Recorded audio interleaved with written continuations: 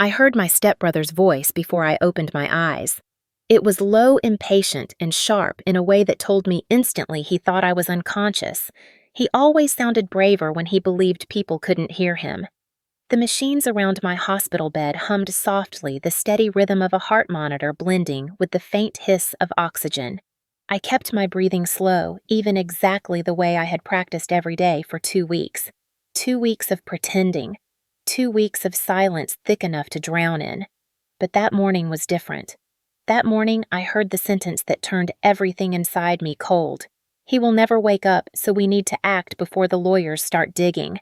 My stepbrother Tyler said it like he was discussing weather, not my life. I wanted to sit up and choke the words out of him, but I stayed still because I needed the truth, not another fight. A second voice joined him. My stepmother, a woman who had worn pearls to my father's funeral and didn't shed a tear. The board is ready to move assets. We just need to make sure the medical reports remain consistent. He stays under. Her words slid across the room like ice water. I had suspected the crash wasn't an accident, but hearing them talk so casually about keeping me sedated made my skin burn beneath the hospital blankets. Footsteps moved closer to the door, then silence again. They were gone. I tried to swallow the anger rising in my throat, but it only thickened. I had always known my family cared more about money than me, but to hear them plot like this while thinking I was dying in front of them, it scraped something raw inside my chest. Then the door opened again and everything changed. Her footsteps were different, softer, even, unhurried. I had learned to tell people apart by sound alone, the way blind people do out of necessity. And I knew this one well. Nora, my nurse. The only person in this building who spoke to me like I was still a man and not a piece of furniture waiting to be wheeled out. "Good morning, Julian," she whispered. Her voice carried warmth that cut through the cold echo of the conversation I had just heard. She moved around the room with the same gentle order she always did, checking my vitals, adjusting my pillow, smoothing the blanket over my chest like she cared, even though she had no reason to. I felt the warmth of her hand brush my forehead for a brief second, a gesture so small but the only touch in weeks that didn't feel clinical. "You look steady today," she said softly. I kept my lashes still, but inside my heartbeat was thundering. "I should have said something weeks ago," she murmured, sitting down beside me. "I think you can hear me." She said it like a confession, and my chest tightened because it was the first time someone had seen through me, not with suspicion, but with hope. "I heard something yesterday," she continued, her voice lowering like she was afraid the walls could listen. "Something I wish I hadn't." My heart pressed hard against my ribs. She leaned closer. "Your family doesn't want you waking up." I knew that already, but hearing it from her hurt in a way I wasn't prepared for. Because it wasn't just information. It was worry, fear, care. "I shouldn't say this," she whispered, "but I'm not going to let anything happen to you. I became a nurse to help people, not to watch them disappear because someone else benefits from it." She reached for my hand, and for the first time in days, I almost moved. Almost broke the silence. Almost gave myself away. But something held me back. Maybe it was fear. Maybe it was strategy. Maybe it was the fragile way she squeezed my fingers like she was holding on for both of us. "I'll keep you safe," she whispered, and the room felt warmer even though nothing had changed but her voice. She stayed there longer than she needed to. I could feel her presence like a soft pressure against the loneliness that had been eating at me. Then quietly, she added the words that made everything inside me shift. "I don't know who you can trust, but you can trust me." When she stood and walked toward the door, her hand brushed mine again, and my index finger twitched. Just barely. The smallest movement. But her breath caught. She turned. Her shoes stopped. The silence stretched tight as wire. She leaned in slowly and whispered, "Julian, if you can hear me, give me the smallest sign." The air in my lungs turned heavy. Every instinct screamed to stay still, to keep my cover, to be smart. But I wasn't just a man fighting for my life anymore. I was a man who finally wasn't alone. So I moved my finger again, this time on purpose. A soft, sharp inhale escaped her, and I felt her hand cover mine, warm, trembling, alive. "I see you," she whispered. And in that moment, the entire world shifted. Someone believed me. Someone cared. Someone chose my life when others wanted it gone. And that was the moment I realized this wasn't just survival anymore. It was the beginning of something I never expected to find in the quiet of a hospital room. Hope. The silence after Nora left felt heavier than the weight of the blankets on my body. It pressed into every corner of the room, thick and unmoving, the kind of silence that isn't peaceful but charged, waiting for something to break. I stared at the faint sliver of light under the door, listening to the fading echo of her footsteps until they disappeared completely. For the first time in weeks, the loneliness didn't feel as suffocating because now I knew someone was with me even when the room chilled with emptiness. I replayed the moment in my mind that second when she noticed the movement of my finger, the sheer disbelief and hope tangled in her breath. Her voice had trembled not with fear, but with something far more dangerous tenderness. And tenderness was something I hadn't felt directed at me in a long time. I lay there motionless, eyes closed, every muscle tight, but pretending to be limp. The machines beeped their steady rhythm, ignorant to the way everything inside me had changed. I wasn't alone inside this lie anymore. Someone else now knew there was a heartbeat beneath the stillness. Someone who cared. But caring was dangerous. Caring made you a target.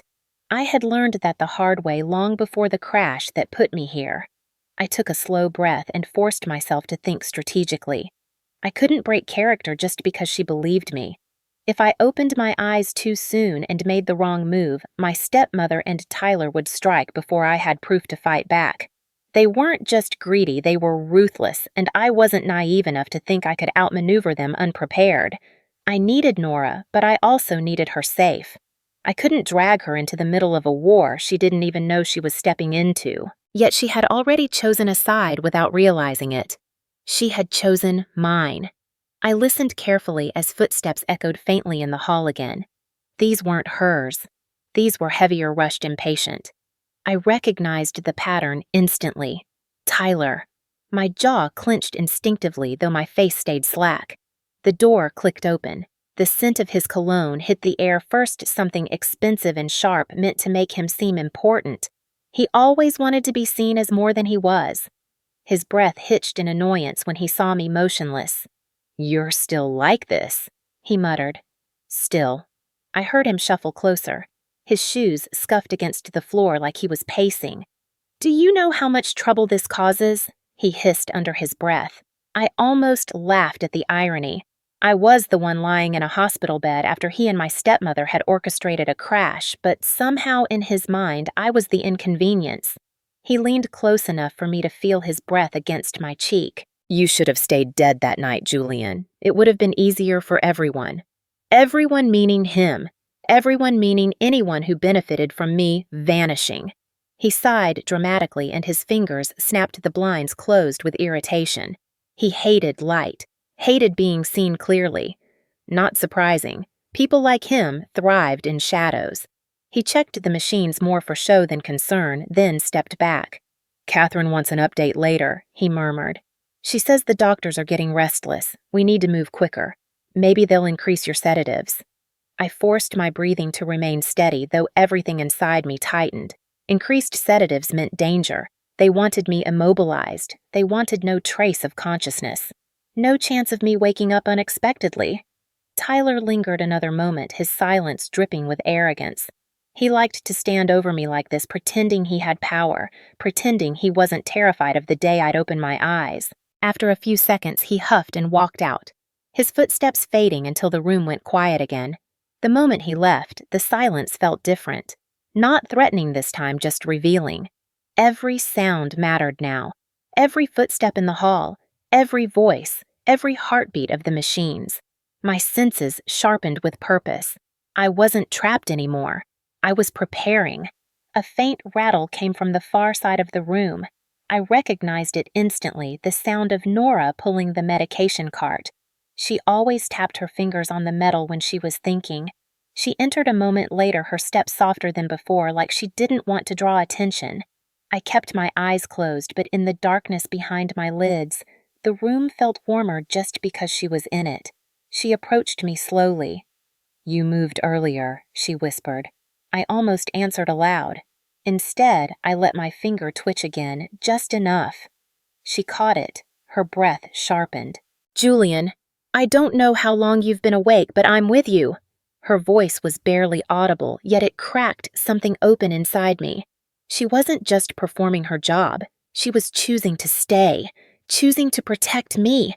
She hesitated before adding something that made my heartbeat surge. "And I heard everything your brother said outside." Rage flickered in my chest but faded as she placed her hand gently over mine. "You're going to be okay," she whispered. "I won't let them hurt you." I wanted to squeeze her hand. I wanted to look at her and tell her she had no idea how much her words meant. But instead, I gave the smallest movement again. Enough to say yes. Enough to say thank you. Enough to say don't leave. She exhaled shakily and settled into the chair beside me. The room filled again with silence, but this time it wasn't empty. It wasn't cold. It was two people sharing a secret large enough to shift everything that came next. And for the first time since I woke up in this bed, I didn't feel trapped. I felt ready. The first spark didn't come like lightning or some dramatic jolt that shook my entire body. It came quietly, the way dawn pushes at the edge of night without asking permission, the way warmth creeps into cold fingers before you realize you're thawing. It happened the next evening when Nora stepped into the room with a soft determination that made the air shift. I had been lying still for hours listening to the rhythm of the machines and the muted chaos of the hospital corridors beyond my door. But when she walked in, something inside me stirred in a way I hadn't expected, something not based in fear or strategy, but something dangerously close to hope. She closed the door gently behind her, not snapping it shut like the night nurses often did. Everything she did was quieter, softer, as if she respected even the air I breathed. "Hi, Julian," she murmured, though she knew I wouldn't answer with words yet. Her voice had become familiar, the way sunlight becomes familiar. Something you start to need without noticing when it first began. She moved to the sink, washing her hands with slow, deliberate motions. I could hear the slight tremor in her breath. She was nervous. Something had changed since yesterday. She approached the bed, clipboard in hand, but she didn't check the chart first. Instead, she leaned closer, her eyes scanning my face like she was memorizing it. "I know you can hear me," she whispered, "and I know you're fighting." I felt the faintest tightening in my chest. She reached down and brushed a strand of hair from my forehead, that simple gesture almost undoing me because it had been so long since someone touched me without calculation behind it. Earlier today, she continued softly, "Your stepmother stopped by." "Of course she didn't speak to you. She never does. She was too busy arguing with the administrator about extending your private wing contract." Her mouth tightened in frustration. But it wasn't concern. It was control. She paused, then added, "Someone like her doesn't deserve someone like you." I wanted to open my eyes then.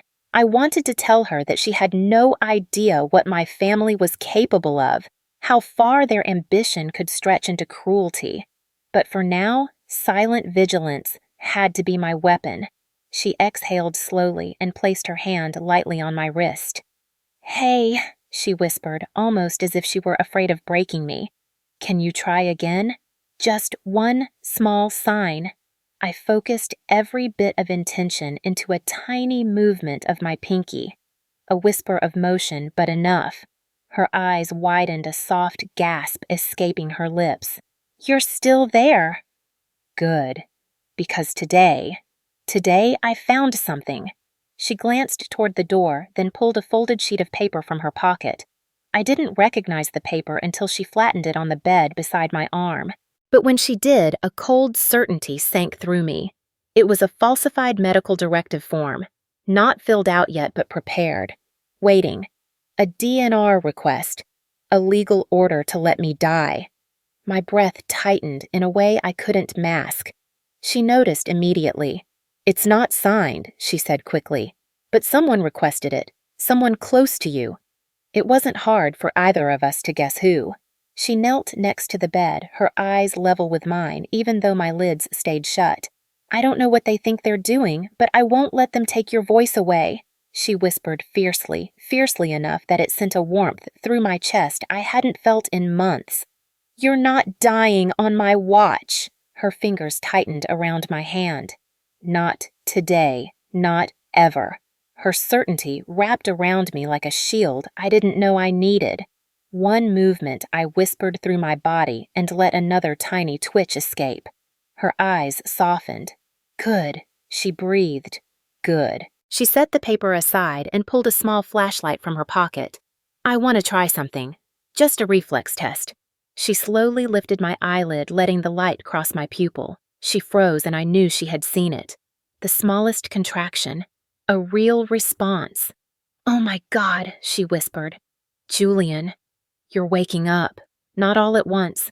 Not enough to open my eyes, but enough to prove what she wanted so desperately to believe." I felt her hand tremble as she placed it on my cheek. "You're in there. You're fighting. And I'm going to help you." Something inside me cracked open then. Not physically, but something deeper. Something I had buried long before the crash. Trust. The spark came from knowing she wasn't going to walk away. Even now, when she should have been afraid of getting too close, of losing her job, of attracting exactly the kind of danger she had unknowingly stepped into. Instead, she leaned in closer, her forehead almost touching mine. "You're not alone anymore," she whispered. "You hear me? I'm right here. I'll stay." My breath wavered. Not because my lungs faltered, but because for the first time someone had said those words without an agenda attached. Even before the crash, I didn't know what it felt like to have someone stay simply because they cared. And here she was risking everything for someone she thought was trapped inside a broken body. She brushed her thumb slowly along my cheekbone. "I don't know why this matters so much to me," she confessed. "But it does. You do." Her heart was pounding loud enough that it almost matched the rhythm of the machines. She leaned closer still, her voice nearly breaking. "And if you wake up, if you keep fighting, I'll fight with you." Something pulsed inside me then. Not the machines, not fear. Something electric. The first spark. And as she sat quietly beside me, her hand warm in mine, the world outside the room fell away. For the first time since the crash, I didn't feel like a man pretending to live. I felt like a man trying to live for something. Someone. The truth didn't hit me all at once. It crept in soft at first like a shifting current beneath the surface of still water, then stronger, sharper, until it was impossible to ignore. It started the night I heard Nora whisper to someone outside my room. She didn't know I was awake enough to catch the tension in her voice, or that the subtle scrape of a shoe against the floor was enough for me to recognize exactly who she was speaking to. Catherine, my stepmother, a woman whose presence always chilled the air even when my eyes were closed. I could hear the tightness in Nora's breathing through the narrow crack beneath the door. Catherine's tone floated through the hallway, clipped and rehearsed the way someone speaks when they're used to getting exactly what they want. "I hope you're settling in, Miss Ellis."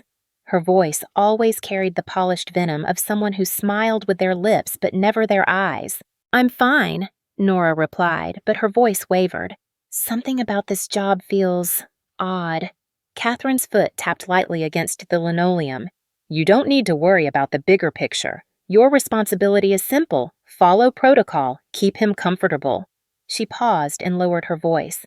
"And don't ask questions you don't need the answers to." My jaw tensed beneath the mask of my stillness. There it was again, the quiet threat, the hint of danger beneath the pristine edge of her designer heels.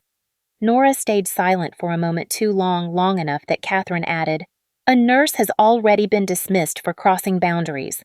I trust you won't do the same." Then came footsteps, fading heels clicking down the hallway. A door closed. Silence. Nora exhaled shakily.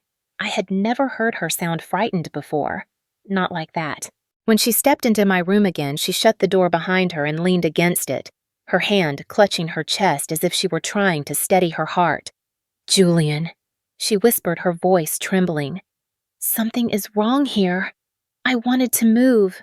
God, I wanted to sit up and tell her she was right, that she was standing in the middle of a storm she didn't even realize was already spinning around her. Instead, I remained still, listening to the sound of her steps as she approached the bed. She sat down beside me, her hands clasped tightly together. I thought this job would be simple, she admitted quietly, but everything feels staged, controlled, like I'm here for a reason I don't understand yet. She leaned forward, elbows on her knees, and I don't know who to trust. The guilt hit me then, heavy, sharp, because she trusted me. She confided in me. She spoke to me like someone who needed an anchor in a place designed to pull the floor out from beneath her. All while I lay there hiding the one truth that could save us both. That I wasn't helpless. That she wasn't alone. That I was choosing this silence because I wasn't ready to confront the world outside my eyelids. Nora reached for my hand, wrapping her fingers around mine. Her touch was warm, steady, but her voice was not. "Julian, I need to ask you something," she whispered, "and I hope you can hear me." She took a shaky breath. "If this is really you in here, I need you to show me again. Anything." My chest tightened. I knew what this meant. The spark she felt yesterday wasn't enough. Doubt was creeping in, threatening to unravel everything. So I twitched my finger again. A tiny movement, a fragile lifeline. Her breath hitched. "Thank you," she whispered, relief breaking through her voice like sunlight through clouds. Okay. Then she said the words that nearly broke me. "If you can respond, then you know what's happening around you. You heard Catherine. You heard Damien. You know they don't want you to wake up." Her grip tightened around my hand. "I don't know what they're planning, but I'm scared, Julian. And I don't know how to protect you if I don't even understand the danger." The room felt too small then, too quiet, too heavy with a truth she wasn't supposed to shoulder.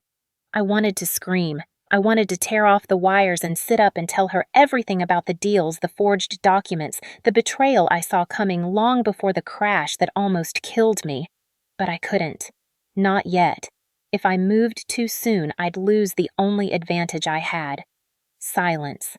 The mask of helplessness that kept my enemies bold and careless. But Nora, she wasn't supposed to be dragged into this. She stood suddenly pacing the room with her hands in her hair. "I can't lose another patient," she whispered, tears forming in her eyes. "Not again." The crack in her voice told me more of her story than she ever had. Then she froze. Her eyes flicked to my chart.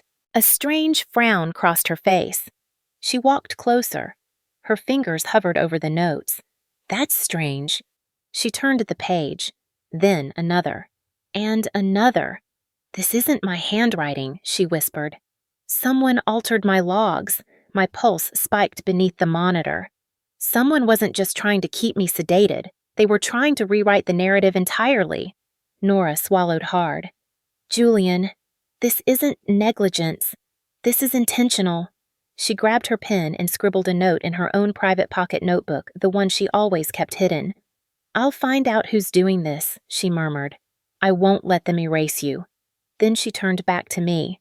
"And you keep fighting. Even if you can't move, don't you dare give up." The truth wavered then, not because she doubted me, but because she was caught between two realities, the one where she believed in the man lying in the bed and the one where the world around her lied without remorse. And I realized something terrifying. If I didn't wake up soon, my silence might destroy the only person who had ever fought for me without wanting anything in return. That was the moment I knew I couldn't stay hidden much longer. For her sake, I had to rise. The unexpected visit came the next morning at an hour when the hospital hallways were still half asleep and the world outside remained wrapped in that soft gray quiet before sunrise. Nora had stayed late the night before, fussing with my chart, double-checking my IV, whispering small reassurances into the room even after she thought I was too far gone to hear. I felt her exhaustion in the way she paused before each step, the way her breath shivered when she finally whispered goodnight. I thought she'd be the first voice I heard again, but instead it was him, my cousin, Damien Blackwell. The man who had smiled beside me in childhood photos stood beside me at charity events, Toasted at my birthdays, never once revealing the cold ambition I now knew had been simmering beneath every handshake. His footsteps were heavier than Nora's impatient sharp. The door opened without the softness she used. Lights flicked on harshly. Even through the sliver of my half-lowered eyes, I recognized the silhouette instantly. He closed the door behind him with a soft click, the kind that told me he didn't want anyone hearing what he was about to say. For a moment, he just stood at the foot of my bed, staring at me. I held my breath the way I had practiced, slow controlled even. Damien exhaled a sharp, humorless laugh. "You always were dramatic," he muttered. "But even for you, this coma is overkill." My blood iced, but I stayed still. He moved closer until his cologne, something expensive, something sharp, filled the air around me. "I know you're in there," he whispered, leaning near my ear. "Or at least, I think you are." I could feel his breath on my skin. "It's funny. Everyone else wants you dead. Catherine the board, even your doctor is getting tired of waiting." He chuckled softly. "But me, I just want you out of the way." He sat in the chair beside the bed, legs crossed, the picture of casual cruelty. "You were always the favorite," he said. The heir, the perfect Blackwell. And me, the side piece, the afterthought. His voice tightened. "Do you know what it's like to grow up in the shadows of a name you'll never inherit?" He leaned closer. "But now the empire is almost mine." My pulse betrayed me then, spiking just slightly enough that the monitor beeped a little faster. Damien's eyes snapped to the screen. A slow smile spread across his face. "There you are." He rose, walked behind the monitor, and unplugged the alarm so no one would hear the change. "Let's see how awake you really are." He placed 2 fingers on my eyelid and lifted it slightly. I fought every instinct not to flinch. His face hovered close, those calculating eyes scanning mine. He murmured. "Still in there. Hard to say how much." He let go. "You know, if you survive this, I wonder what you'll remember. The crash, the whispers, the plans to cut you out." He shrugged. "Or maybe you won't." He stepped back. "Sedation renews today. Catherine already signed the chart." He paused. "But if you're really in there, if you're really listening, thinking, waiting, you should know something." In the silence that followed, the air felt sharp enough to cut skin. "Your nurse," he said slowly, "is becoming a problem." Every muscle in my body screamed to move. Damien smirked. "You should have seen her last night. Questioning dosages, watching everything, daring to challenge us." He walked to the IV stand, fingers trailing down the tube. "I warned Catherine she'd get attached. Some nurses always do. They fall in love with the ones they think they're saving." He tilted his head. "She looks at you like that, you know." His voice dropped. "And attachments make people sloppy." Rage burned in my chest. He tapped the IV bag. "We're having her reassigned next week, maybe sooner. Catherine wants her gone. Too observant, too emotional." He leaned down again, his lips nearly brushing my ear. "If you wake up, it won't matter. If you don't." He straightened. "Well, either way, she'll disappear." The door suddenly opened. Damien froze. And then her voice filled the room. "Mr. Blackwell." Nora's tone was polite, but edged with caution. "I wasn't notified of any family visit this morning."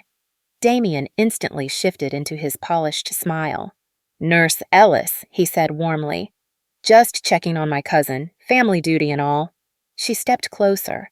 I could feel the shift in the room like a warm wave following a cold gust. Her presence, her steady breath, the subtle tremor in her hands as she adjusted my blanket. They always gave me strength I couldn't show. Damien watched her closely. Too closely.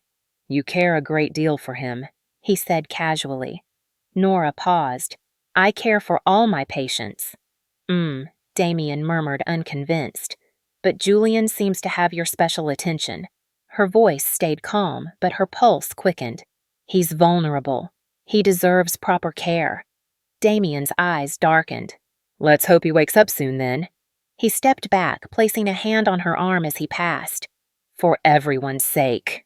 Nora stiffened. He smiled, removed his hand, and walked out. The moment the door closed, she exhaled shakily, gripping the edge of my bed. "Something's wrong," she whispered. "I can feel it."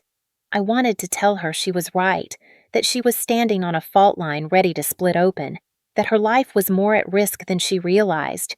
Instead, the machines hummed their cold lullaby. Nora sat down beside me, her voice softer now. "Julian, if you can hear me, I need you to stay with me. Please." Then she added the words that broke the last of my resolve. "I don't know what they're planning, but I won't let them hurt you." That was the moment I knew the truth wasn't wavering anymore. It was shifting, solidifying. I wasn't just fighting for myself now. I was fighting for her, and I couldn't stay silent much longer. Doubt followed me home the way shadows follow a man walking too close to a cliff's edge, silent but heavy creeping where light should be.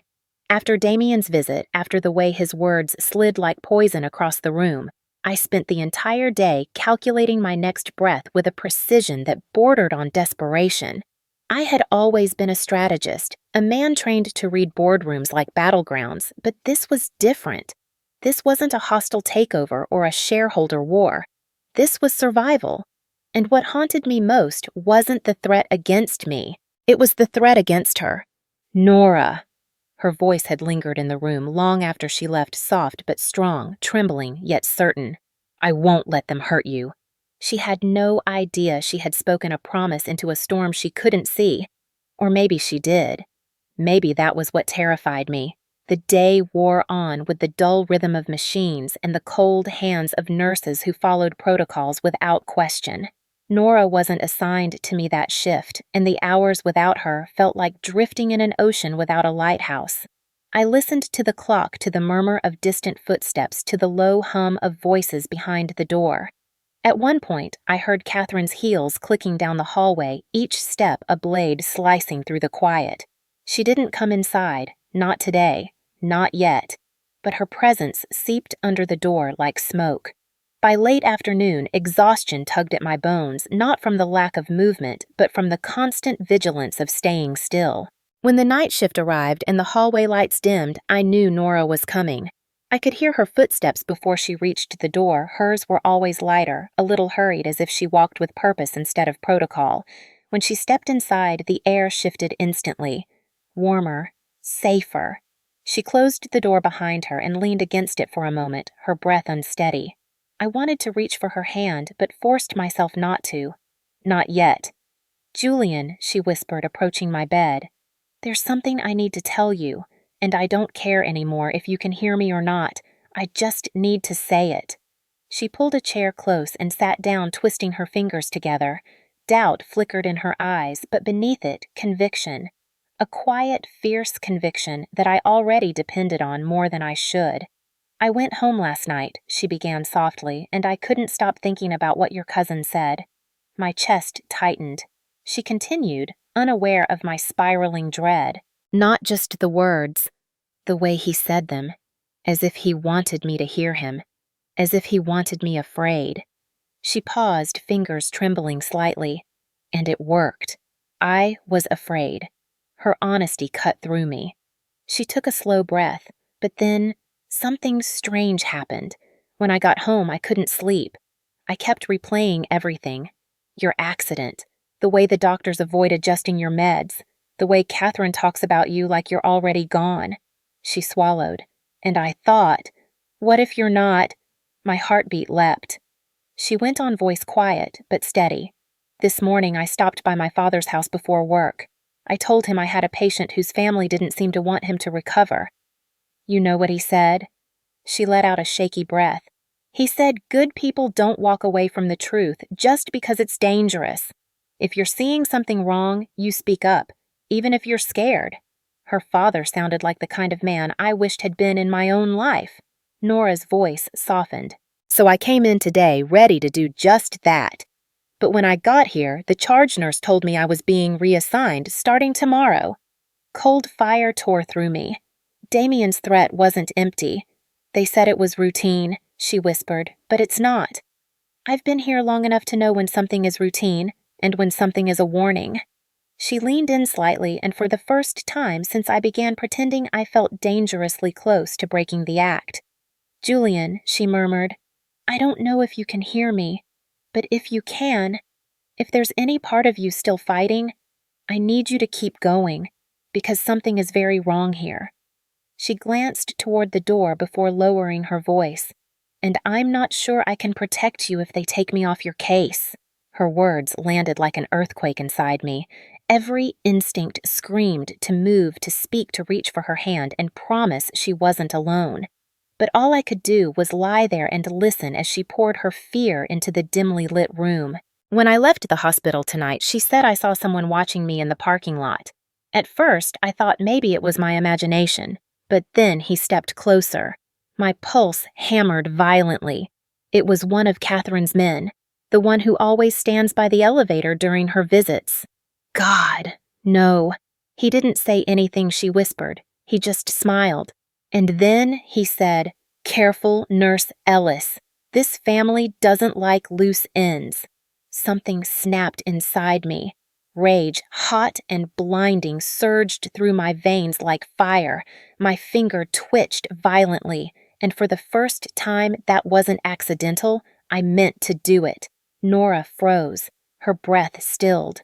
Slowly, she leaned over me, her face inches from mine. "Julian," she whispered. I twitched again. Deliberate, clear. Her hands flew to her mouth, eyes filling with stunned disbelief. "Oh my God," she breathed. You can hear me." She grabbed my hand, holding it tight. Okay, I'm here. But we have to be careful." She looked at the door again. "I won't lose you," she whispered fiercely. "Not to them. Not like this." She stayed with me for another hour, her voice guiding me through every fear, every hope, every reason to hold on. And when she finally left the room, I realized something. Doubt hadn't followed her home. Doubt had followed me, but so had she. And as long as Nora kept fighting for me, I would fight for her, quietly, carefully, until the moment came when I could open my eyes and expose every monster hiding in my bloodline. The war had already begun, and for the first time since the crash, I wasn't fighting alone. The past has a way of finding you even when you are perfectly still, even when your body refuses to move and the world has convinced itself you're gone. It creeps in the way cold air sneaks through the cracks of a locked window, uninvited but undeniable. For weeks, my past had waited in the shadows. But on that particular morning, it stepped forward with a force that nearly shattered my resolve to stay silent.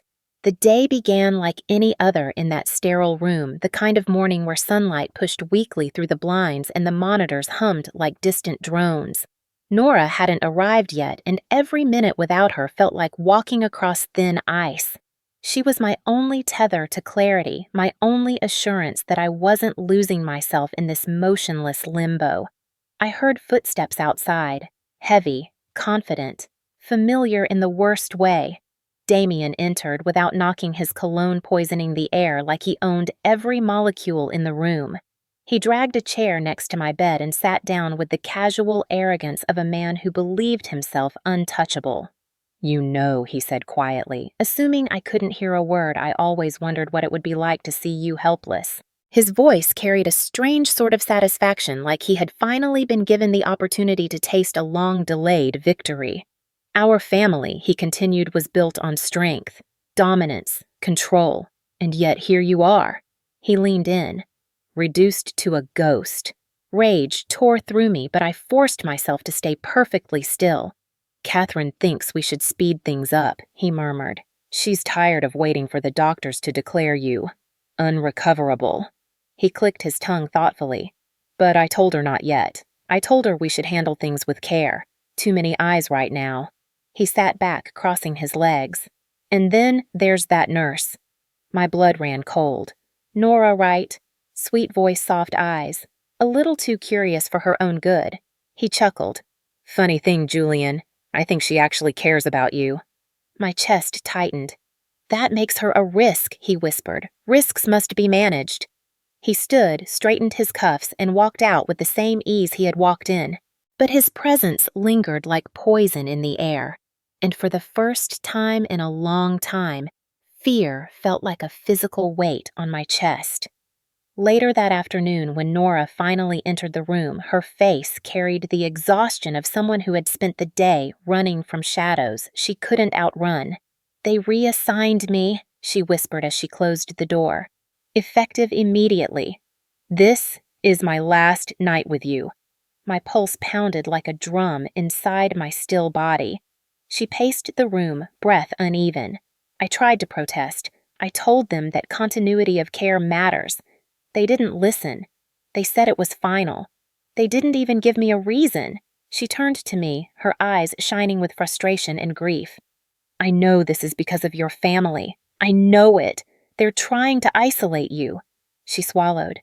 "And they're trying to get rid of me." She dropped into the chair beside me and buried her face in her hands. "I don't know what to do, Julian. I don't know how to protect you if they push me out." I wanted to scream, to move, to lift her chin and tell her she wasn't alone. But I stayed still, listening to the quiet crash of her heart breaking. When she lifted her head again, her face had changed. Determination carved itself through the fear. "I don't care if they reassign me. I'm not leaving you. Not like this." She leaned closer, lowering her voice. "Julian, you have to give me something. A sign. Anything. If you can hear me, if you're in there, help me protect you." The moment stretched thin like glass. And then, slowly, deliberately, I moved my finger. Nora gasped. "Oh my God. There it is." Emotion cracked her voice. "Do it again if you can hear me." I moved it again, stronger this time. She let out a shaky laugh, tears spilling down her cheeks. "You're in there. You're fighting." She grabbed my hand gently. Okay, we're not done. I'm not letting them take you from me." But the victory of that moment lasted only a heartbeat, because the door opened. A nurse I didn't recognize stepped inside, older, stiff, unfriendly. She carried a clipboard and wore an expression that suggested her soul had been buried years before her career even began. "Nurse Ellis," she said coolly. "You're dismissed from this case effective now." Nora instantly straightened. "I'm aware, but I'm finishing my shift." The older nurse shook her head. "No, you're done as of this moment. Orders from administration." Nora's jaw tightened. "May I ask why?" "No," the woman replied simply. "Pack your things." Nora shot me a look, fear, apology, defiance, before she walked out of the room without another word. The door clicked shut, and suddenly the room once filled by her warmth felt like a tomb again. Minutes later, muffled voices leaked through the door. "She was getting too close," the older nurse whispered. "We can't have her interfering. Catherine wants clean paperwork." My jaw would have locked if it hadn't already been frozen into stillness. "He won't last much longer," the older nurse murmured. "Once his chart is updated, the decision will look compassionate." Cold horror swept through me. Compassionate. That was the word they were going to use to kill me. That night felt endless. Hours passed. No Nora, no hope. Just the hum of machines and the slow drag of dread creeping through my veins. But then just past midnight, the door cracked open again. Nora slipped inside, breathless, her hair messy, her jacket half-zipped. "I'm not leaving," she whispered fiercely. "I don't care what they said." She approached me, trembling but determined. "Julian, listen. I found something. Someone from your past reached out to me." Her voice shook. "Your attorney, Avery Blake. He emailed me." My chest surged with relief so strong it hurt. "He knows something is wrong. He wants to meet. He wants to help." Her hand closed around mine. "Julian, we're not alone anymore." And for the first time since the crash, I believed it. The night Avery Blake stepped into my life again was the night everything finally crashed together like two storms meeting at the center of a dark ocean. It started with a single sound, a soft, triple knock on the glass door of my room. Not the sharp, rehearsed tap of a doctor, not the heavy, entitled slam of Damien, not the clipped irritation of Catherine. This knock was cautious, respectful testing the air before entering. Nora jumped up from the chair beside me, eyes wide. She opened the door only a few inches, just enough to see who stood outside. Her breath caught. "Mr. Blake," she whispered.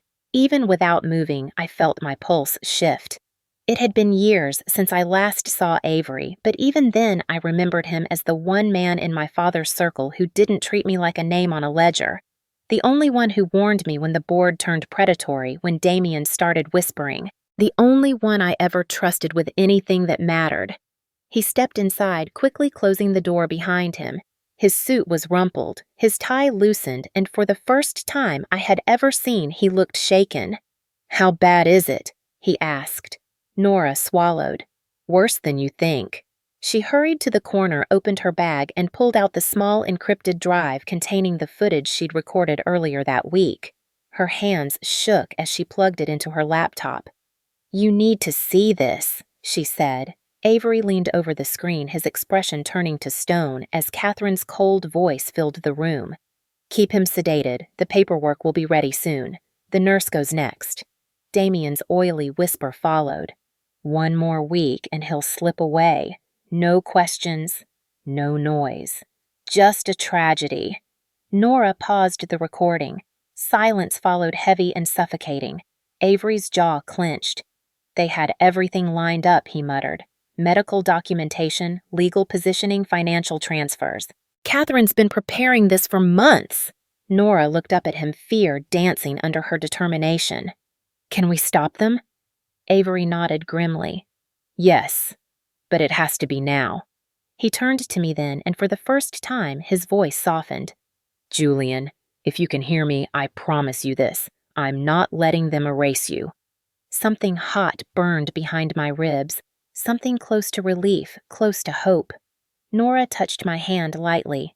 "He can hear you," she said. "He's been responding to me for days." Avery blinked. "Good. Then we have a chance." He lowered his voice. "We'll need to move you. They'll accelerate their plan the moment they realize they've lost control." Nora shook her head. "They reassigned me today. They won't let me back in tomorrow." "We don't have long." Avery cursed under his breath, pacing the narrow space between the monitors and the window. "We can't wait for legal filings. We need proof of life. Real proof. Something they can't bury." His eyes lifted, meeting mine. "Julian, I need you to give me something. Anything." I focused every ounce of strength I had left and curled my finger. Avery inhaled sharply. "Again." I did. Nora's smile trembled with emotion. "He's been doing that on command." Avery stepped closer, his voice barely above a whisper. "Julian, listen. Your family will go nuclear when they realize I'm here. They'll fabricate a narrative, call you unresponsive, claim complications, do whatever it takes to keep control. But this," he glanced at my twitching finger, "this is enough for an emergency injunction as long as we get it documented." Nora frowned. "The hospital staff won't help. They're terrified of Catherine." Avery nodded. "Which means we need to record it ourselves." He pulled out his phone, opened the camera, and handed it to Nora. "Get his face and his hand. Ask him questions. Make the responses clear." Nora nodded, her voice steadying with purpose. "Julian, sweetheart, can you curl your finger for yes?" The word sweetheart hit me harder than I expected, filling the room like warmth in the dead of winter. I curled my finger. "Good," she whispered. "Can you do it again?" I curled it once more. Avery watched, eyes sharp. "We need one more. Ask something different." Nora's voice softened. "Julian, do you want to live?" The question sliced through me like a blade. I curled my finger so hard it trembled. Nora's breath broke in a soft sob. Avery didn't waste a second. He pocketed the phone. "That's enough!" Suddenly, footsteps echoed down the hall, 2 sets fast, purposeful. Nora froze. "That's them." Avery moved instantly. "We need to go. Now." He unplugged my machines, leaving only the essential monitors, and positioned himself at the side of my bed. "There's a private service elevator at the end of the wing. If we reach it, we can get him to the lower garage." The doorknob rattled. Damien's voice seeped through the crack. "Nora." "You still in there?" Nora's eyes widened. Avery whispered urgently, "Block him!" She stepped to the door. "I'm finishing a final chart entry," she said, forcing her voice steady. "Come back later." Damien pushed. "Open the door." "I can't," she replied. Patient is mid-evaluation. He's in a coma, Damien snapped. Open the door. Avery motioned to the bed. He unlocked the wheels, lowered the rails, and prepared to move me. Nora held the door handle tight, using her body as leverage. Damien shoved harder. The door hit her shoulder, but she refused to budge. Go, she mouthed. Avery pushed my bed toward the back exit. My heart pounded as ceiling lights streaked past. The hallway echoed with Damien's growing rage. Open this damn door or you're fired! Nora called out loudly, projecting her voice for anyone nearby. Patient is unstable. Do not enter. Her words bought seconds, only seconds, but seconds were the difference between life and death. Avery reached the service elevator and slammed the call button. It opened instantly, as if fate itself held the doors. He pushed me inside and turned back once. Nora sprinted toward us. Behind her, Damien appeared, face twisted with fury. Stop them! He roared. Avery hit the close button. Nora slipped inside at the last possible moment, just as Damien lunged forward. The doors slammed shut, cutting off his shout. Nora grabbed my hand as the elevator descended. Avery exhaled shakily. Okay, he whispered. This is it. Everything had collided. Everything had begun. And for the first time, I wasn't afraid, because I wasn't alone. The elevator dropped fast enough that my stomach tightened, but not fast enough to drown out the sound of Damien pounding on the doors above us. Nora stood beside me, clutching the rail of my bed with both hands, her breath shallow and shaky. Avery stood on the other side, already pulling out his phone and typing with the speed of a man who'd spent half his life filing injunctions against powerful enemies. I texted the driver, he muttered. He'll have the car ready in the lower garage. Nora nodded, though her eyes were locked on me, scanning every inch of my face as if making sure I hadn't lost consciousness. I hadn't. In fact, I felt more awake than I had since the crash, more alive, more furious, more determined. The elevator hit the lowest level and the doors slid open with a metallic groan. The garage was dim, empty, except for a single black SUV parked near the far exit. Its headlights flicked twice. Our signal. Avery gripped the end of my bed and started pushing. We have maybe 60 seconds before someone realizes what elevator we took, he said. We need to move. He was right. The moment my wheels hit the concrete floor, Nora moved to the front of the bed and began pulling while Avery pushed from behind. Every bump of the uneven ground sent a jolt through my body, but I clenched my teeth and stayed still. This was the price of survival. This was the price of learning the truth.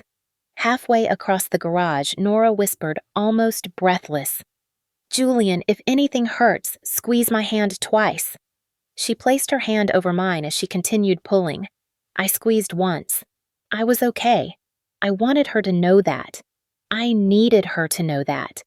But the truth was deeper. I wasn't just squeezing to signal that I wasn't in pain. I was squeezing because for the first time in weeks, I could. Because something about being here, being with her, being awake in a way I hadn't dared to be, made me feel human again. Whole again. Every sound echoed like a threat. Footsteps above us, the ding of another elevator, a distant intercom announcement. Avery checked behind us, constantly scanning the space like a man expecting an ambush. Faster, he urged, his voice tight. We don't have long. Nora practically jogged backward, pulling my bed with her, her hair falling into her face, her breathing ragged. I didn't know when it happened, but something in me cracked open as I watched her. This woman had risked everything, her job, her safety, her future to protect a man trapped between life and death. And now she was helping me escape the very people who wanted me erased. Because she cared. Because she believed in me before I could speak. Because she was the first person to see me as more than a coma patient or a millionaire heir or a problem to be solved. She was the only one who saw the man underneath. We reached the SUV. The back doors flew open and a broad-shouldered driver stepped out, helping Avery lift me into the back. Nora climbed in first, guiding my head so it wouldn't hit the frame. Her hands were gentle, steady, warm. Once I was secured, Avery jumped into the passenger seat and barked, Go! The SUV peeled out tires, screeching across the smooth concrete as the overhead lights blurred past. I felt the vibration through the frame of my bed, through my bones, through my chest. Every heartbeat felt like a countdown. Nora leaned close, brushing a strand of hair behind her ear as she whispered, "We're almost safe, Julian. Just hold on a little longer." If I could have spoken, I would have told her that I wasn't holding on to safety. I was holding on to her voice, her presence, the quiet strength she carried like a secret. We emerged into the night through a private service ramp that spilled onto a narrow road behind the hospital. The city lights flashed as we merged into traffic, blending with the headlights around us. "They'll realize he's gone any minute," Avery said. "But we have a head start and a legal advantage once we reach the safe house." Nora looked up sharply. "Safe house?" Avery nodded. "A private medical suite I use for high-profile clients. No family access. No board access. They can't touch him there." Nora exhaled relief, softening her features. "Good." The city rolled by in streaks of neon and shadow. I lay still, watching her as she kept her hand lightly on my arm, tracing small circles with her thumb, without even realizing she was doing it. Comfort, reassurance, connection. Something inside me shifted quietly and irrevocably. I wasn't just grateful. I wasn't just trusting her. I was beginning to feel something I hadn't felt in years. Something dangerous. Something real. The SUV came to a stop in an underground garage attached to a sleek, unmarked building. Avery was out first, motioning urgently. "Inside. Quickly." Nora guided my bed across the polished floor and into a private elevator. The ride up was silent, but it wasn't the fear-filled silence of the hospital.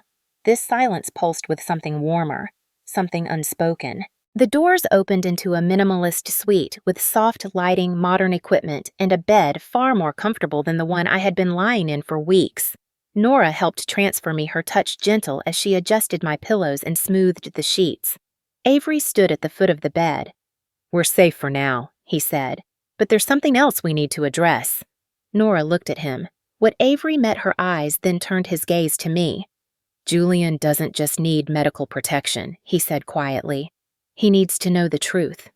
All of it. Everything his family has been doing behind his back for years." Nora froze. "Years?" Avery nodded. "This wasn't just a crash. This wasn't just greed. This was a long game." His eyes shifted back to mine. "Julian, it's time you saw everything they kept from you." My breath hitched. Nora reached for my hand. Avery walked to his briefcase, opened it, and pulled out a stack of files sealed with legal ribbons. He laid them beside me. "When you're ready," he said softly, "I'll show you everything." Nora squeezed my hand, and in that moment, surrounded by truth danger and the woman who refused to let me die, I realized something. I wasn't afraid of the truth. I was afraid of what it would cost her, but she didn't let go. She held my hand tighter, and for the first time since the crash, I felt steady, ready, alive, ready to face everything. Because she was here, and because this time I wouldn't be fighting alone. Fear was supposed to feel sharp. It was supposed to cut through you like a blade and make everything inside you freeze. But as Avery laid the sealed files beside me and Nora stood close enough that her warmth brushed against my arm, fear didn't slice me open. It shifted, melted, reshaped itself into something deeper and heavier, something that curled into my chest and refused to let go. I watched Avery pace the room, pulling off his glasses and rubbing the bridge of his nose like a man bracing for impact. "Julian," he began slowly, "before we go through these documents, I need you to understand something. Everything inside them is real, verified, legally admissible, and it will change everything you think you know about your family." Nora tightened her grip on my hand, a soft pressure meant to ground me, but it only deepened the ache inside me. I wasn't ready, but I was ready. Fear and resolve tangled together like conflicting heartbeats. Avery opened the first folder. A photograph slid out and landed on the sheets near my hand. It was my stepmother Catherine seated in a lawyer's office, her posture crisp, her smile cold. "This was taken 8 months before your crash," Avery said. Your father had just finalized a series of new estate directives, but Catherine didn't like them. Another photo, this time of a document my father's signature at the bottom. Your father reorganized his holdings, Avery explained. He placed most of the power in your hands. Catherine didn't approve. A faint ringing filled my ears. I had always believed my stepmother's disdain toward me was merely social personal something, petty, something manageable. But this wasn't pettiness. This was strategy. This was war. Avery continued flipping to another page filled with bank transfers, offshore accounts, coded transactions. They were siphoning money from the hotel chain. Slowly he said, "Not enough to raise flags, just enough to weaken your position, just enough to stage a takeover when the moment came." My stomach twisted. But they needed you. Compromised. Avery nodded. The crash wasn't planned, but the aftermath. He looked at me with steady, grieving eyes. They took advantage the moment it happened. Nora's breath hitched beside me, her hand trembling in mine. "They were going to keep you sedated until they legally removed you," she whispered. Avery nodded again. "Exactly." The world tilted for a moment. Every board meeting I hadn't attended, every whisper behind closed doors, every strained smile, every time my stepmother placed a hand on my arm and said, "Let me handle things." Lies. All of it. Carefully curated lies. The fear inside me throbbed like a bruise. But then something else rose inside me. Not rage, not helplessness, but something steadier. Something I hadn't felt since my father was alive. A desire to rebuild. A desire to fight. A desire to live. Avery placed another file on my lap. "There's more," he said quietly. "But we can go through it later. For now, you need to rest." I shook my head slightly, just enough for Nora to see. Resting wasn't an option. Not anymore. "He wants to continue," Nora said softly, looking at Avery. "Trust me. I've learned how to read him." Avery hesitated but eventually nodded, pulling up a chair. "All right, then let's move to the next part." For the next hour, he laid out everything they had planned. The forged medical requests, the board manipulation, the stalled therapy orders. The plan to move me to a long-term care facility, a place where people went in with their memories and came out as paperwork. Nora's anger simmered quietly beside me. Not explosive, not loud, but deep and unwavering. The kind of anger born from seeing cruelty up close. The kind of anger that made someone choose to protect instead of walk away. When Avery finally closed the last file, the room felt both heavier and strangely lighter, as if the truth had cracked open a door I didn't know existed. "You're safe here," Avery said. "We'll rebuild your case, and when you're strong enough, we'll take everything public." Public. The word echoed through me like a warning. I wasn't afraid of the world knowing what had happened. I was afraid of what the world might do to her. To Nora. She had protected me long before lawyers or documents or evidence existed. She had held my hand in the dark when she thought I couldn't feel it. She had whispered truths into the quiet because she believed I deserved to hear them even if I never woke up. She was the only reason I was alive. When Avery left the room, the silence shifted, the kind that hummed with something unsaid. Nora stood beside my bed for a long moment, her expression soft but tired. "I'm sorry," she whispered, brushing a stray hair behind her ear. "I didn't know it was this bad." I tried to lift my hand to reach for hers. The movement was small, barely more than a tremor, but she saw it immediately. She always did. She leaned closer and slid her fingers into mine, her warmth grounding me in a way the truth never could. "You don't have to be strong every second," she said quietly. "Not with me." Something in me cracked open, slow and raw and terrifying. I had spent my entire life being the man who didn't need anyone. The man who built empires. The man who carried burdens without blinking. But here with her, I wanted something else. I wanted someone to stay. "You're shaking," she murmured. "Are you scared?" I blinked once. Yes. Not of the truth. Not of the fight to come. But of losing her. She smiled sadly as if she could read every fear I couldn't voice. "It's okay," she whispered. "I'm right here." She sat beside me close enough that I could feel her heartbeat through the mattress. And then something happened. Something small. Something irreversible. She rested her forehead gently against my shoulder, her breath warm against my skin. And in that fragile, impossible moment, fear didn't leave me. It transformed. It softened into something that felt like trust, like hope, like the dangerous beginning of love. Names are supposed to be simple, just words, just labels. But the right name spoken at the wrong moment can shatter everything you thought you understood about your life. And that was exactly what happened the morning Avery returned with a document clutched so tightly in his hand it looked like he had fought someone for it. I could tell immediately something was different. His movements were sharper, his jaw tense, his steps clipped as he entered my room. Nora sat at my bedside, her hand wrapped around mine, her thumb tracing soft circles on my skin the way she always did when she sensed something difficult was coming. Avery didn't look at her at first. He looked at me straight into my eyes the way people do only when the truth is heavy enough to break a person. "Julian," he said, voice low, "we found something." My pulse thudded painfully. I had thought the worst was behind us. The forged documents, the medical manipulation, the quiet, calculated betrayal. But Avery's face told me there was another layer buried beneath everything we had uncovered, a deeper wound no one had touched yet. "Say it!" I rasped, my voice still rough from disuse. Avery hesitated. And Avery Blake never hesitated. Nora's grip tightened around my hand. "You can tell him," she whispered. "He's strong enough." Avery inhaled slowly. "Julian, your father didn't die the way you think he did." The room tilted. My breathing faltered. I felt Nora shift closer, her shoulder brushing mine, grounding me. "What are you talking about?"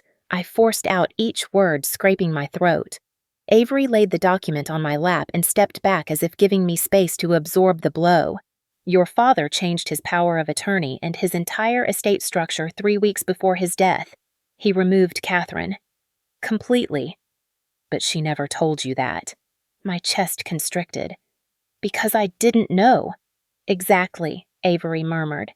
"And that wasn't an accident." Nora's breath caught beside me. Avery continued, voice steady but strained. "Your father suspected she was planning something. He started shifting assets quietly. But he died before any of it became public." A slow chill crept down my spine. "You're saying the accident wasn't an accident, Avery didn't blink." He didn't look away. "I'm saying the investigations were rushed. Convenient. And I'm saying your father was meeting with a forensic accountant the week he died." My heartbeat pounded against my ribs like it wanted out. Nora whispered, "Oh my God." But Avery wasn't finished. He opened a second folder and slid out a sheet of paper, an email printed in full. At the top was my father's name. At the bottom was another name. A name that froze the blood in my veins. Ethan Blackwell. My brother. Except I never had a brother. I stared at the name, my brain refusing to make sense of the letters. This can't be real. My voice cracked. Avery sat down, finally letting the weight of his discovery show in his shoulders. "Julian, your father had another son, before he met your mother. He kept him hidden for his safety. He supported him financially his entire life." The air left my lungs in a painful rush hidden. From who Avery looked straight into my eyes, from Catherine. Nora let out a sharp, horrified breath. Avery pressed on. "Your father believed if Catherine found out about Ethan she would destroy him, so he kept him off records, used trusts, off-book foundations, private transfers." I felt sick, betrayed, unmoored. "Where is he?" Avery didn't answer for a long moment. And that silence was the worst thing I had ever heard. "Avery," I forced out. "Where is he?" Finally, Avery spoke.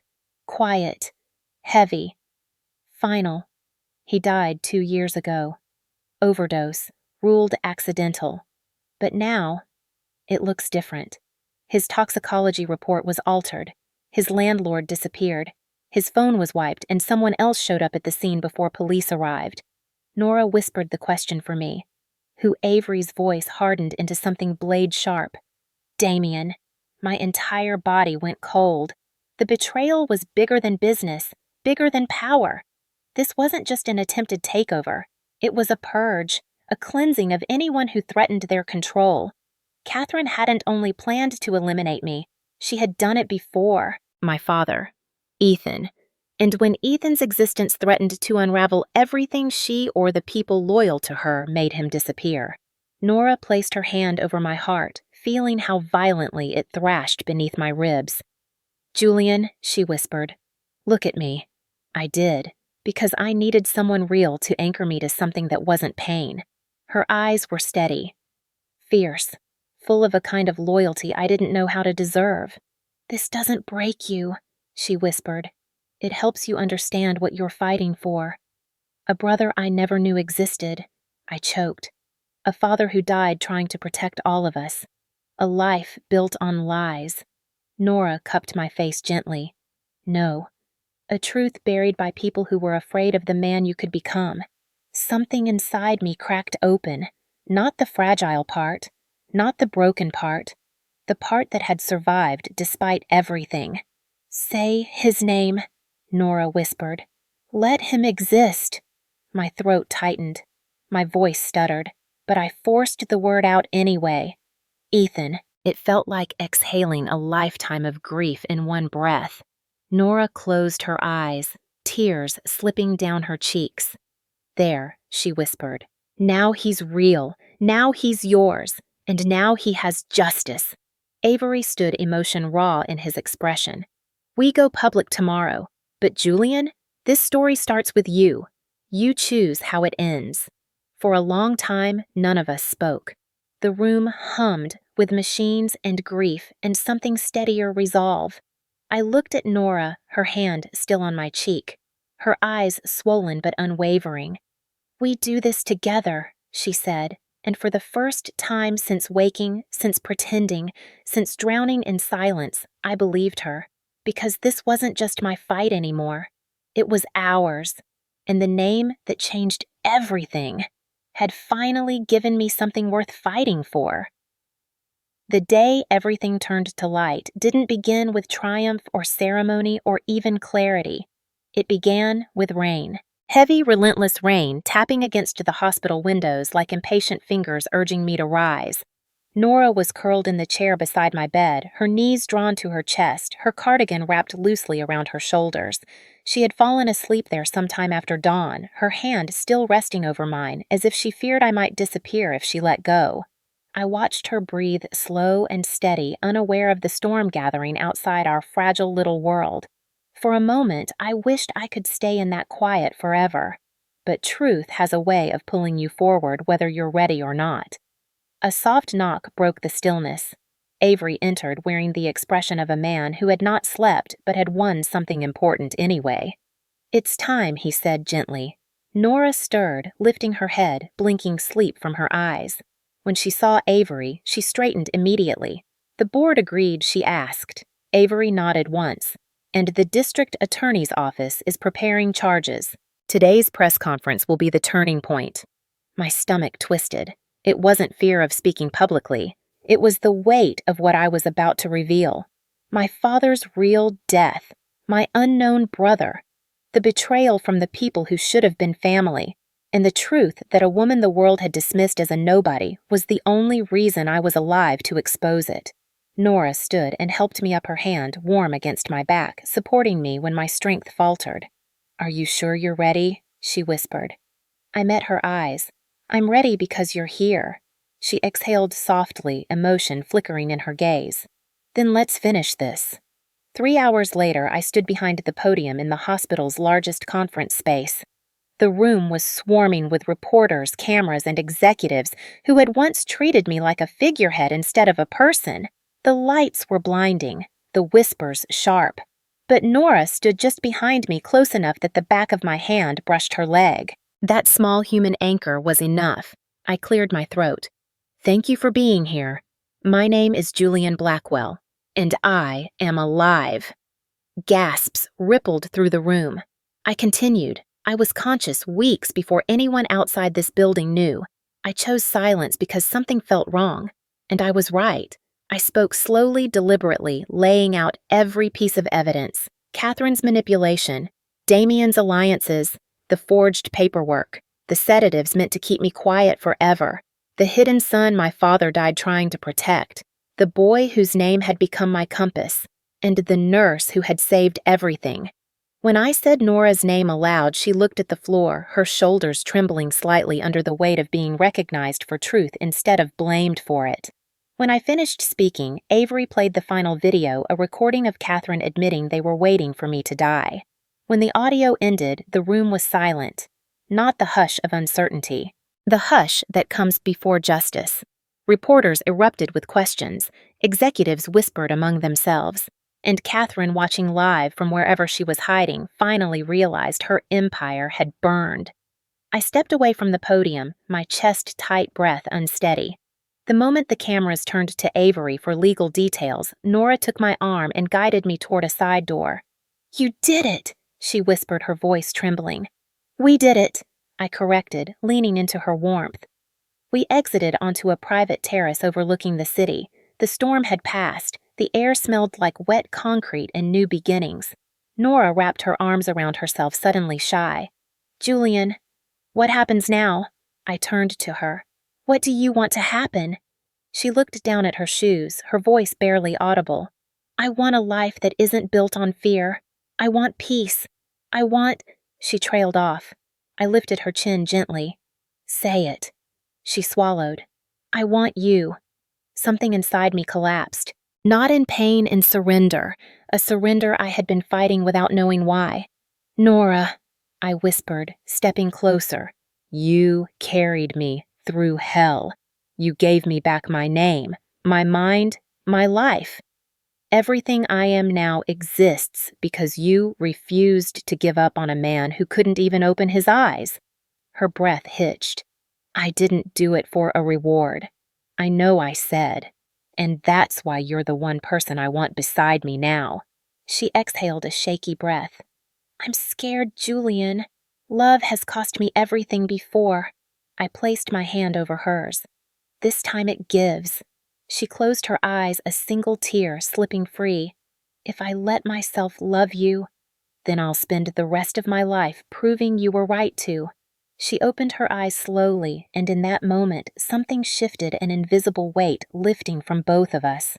She leaned in first. The kiss wasn't dramatic or rushed or desperate. It was gentle, steady, the kind of kiss that whispers a promise instead of begging for one. When we broke apart, she rested her forehead against mine. "Julian," she whispered, "your father would be proud of you." My throat tightened. "Thank you for saying his name." She nodded, brushing the back of her fingers along my cheek. "He's part of your story now." I took her hand and intertwined our fingers. "So are you." Later that night, long after the press had left and the city had quieted, I sat beside Nora on a bench in the hospital garden. Lanterns had been hung from the trees for an evening fundraiser scheduled weeks before any of this. They glowed softly around us. One lantern drifted slightly in the breeze, its warm light settling over her face. I whispered, "That's what you were for me." "A lantern." She laughed softly. "A light," I corrected. The moment everything turned from darkness to something I could walk toward. She leaned her head on my shoulder. "Then let's walk toward it together." And there, in that quiet garden, surrounded by soft golden light and the echo of survival, I finally felt what I had been chasing my whole life. Not victory, not power, not legacy. Peace, and the beginning of everything beautiful. If you're still here, if you can still feel something moving in your chest after everything we've walked through together, then I want you to stay with me just a little longer, because what I'm about to say is not just an ending. It's an invitation. Not from a storyteller, not from a narrator, from a human being who knows exactly what it feels like to lose everything in one breath, and then somehow, through the smallest kindness, find the courage to stand back up. You watched me lying in a hospital bed, trapped in silence while people I trusted plotted my disappearance. You listened as one voice, one gentle voice, reached through the darkness and pulled me back. You felt every tremor, every fear, every fragile moment where hope flickered like a candle in a storm. And if you're anything like me, you didn't expect to care as much as you did. But you did. You cared.